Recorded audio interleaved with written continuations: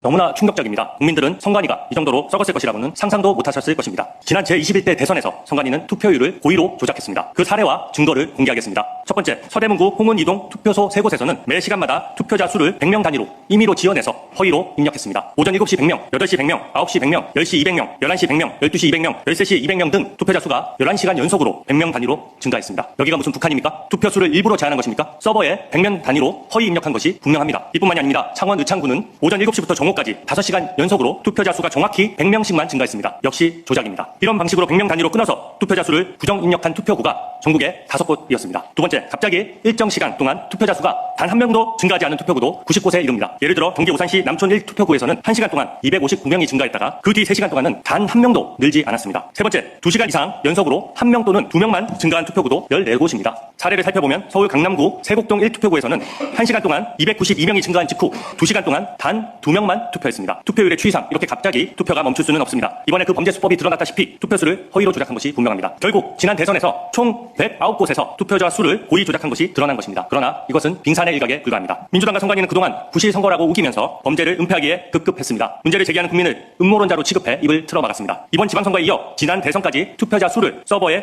고의로 허위 입력한 것은 조직적, 습관적 범죄 행위라는 것을 의미합니다. 이렇게 선거 부정의 증거가 명백히 드러난 이상 이제부터는 부실 선거라며 축소하려는 사람들이 음모론자입니다. 민주당이 문제를 애써 덮으려 한다면 선관위의 한패이자 공범이 될 것입니다. 다음과 같이 강력히 요구합니다. 첫 번째, 선관위는 진상조사 운운하며 증거를 건드리는 행위를 즉각 멈추시기 바랍니다. 수사의 대상자가 증거를 인멸해서는 안 됩니다. 특히 선관위 위주의 올림픽공원 재검표는 증거인멸 행위입니다. 할 때마다 달라지는 선관위의 재검표 결과에 국민들은 승복할 수 없고 특검의 강제 수사만이 진상을 규명할 수 있는 유일한 방법입니다. 둘째, 합수본은 왜 이리 수사를 미적됩니까? 특검이 발족될 때까지 신속한 강제 수사로 증거를 최대한 확보해야 합니다. 선관위 말단 직원 달랑 2명 입건하고 부분적으로 압수수색하는 것만으로는 증거를 조기에 확보할 수 없습니다. 신속 엄정한 수사로 최대한 증거를 찾아서 특검에 인계해야 합니다. 셋째, 법원은 제19 감싸기식 영장 기각을 멈춰야 합니다. 법원은 선관위 직원들의 메신저 내용에 대한 압수영장을 기각했습니다. 말이 됩니까? 법원과 선관위가 사실상 같은 식구이기 때문 아닙니까? 선관위 직원들의 메신저는 사적 프라이버시의 대상이 아니라 공적 감시의 대상입니다. 고의 여부와 지시자를 규명하려면 압수영장 기각으로 수사를 방해해서는 안 될 것입니다. 국정조사 기간이 연장됐습니다. 저는 국조특위위원으로서 이번 지방선거에 한정하지 않고 지난 대선과